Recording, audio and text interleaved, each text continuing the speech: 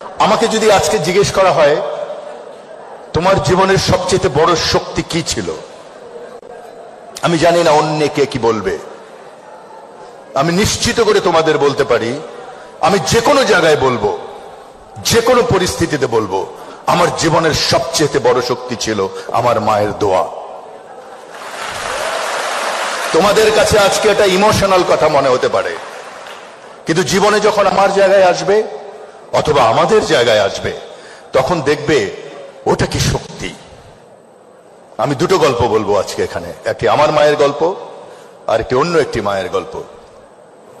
আমার মার কোনো কিছু হলে আমি বলতাম, পায়ের নিচে শুয়ে বলতাম, আমার গায়ের উপর একটা পা রাখো তো, আর আমাকে একটা ফু দাও। তো আমার জীবন এখনো ফুয়ের মধ্যেই চলছে।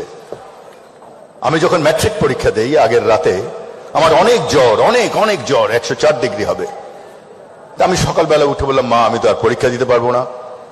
আমার মা আর 10টা মায়ের মতো খুব শিক্ষিত নন।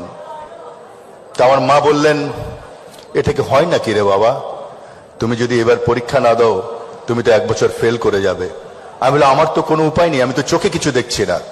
উনি অনেক দোয়া টোয়া পরে আমাকে একটা ফু দিলেন, দিয়ে হাত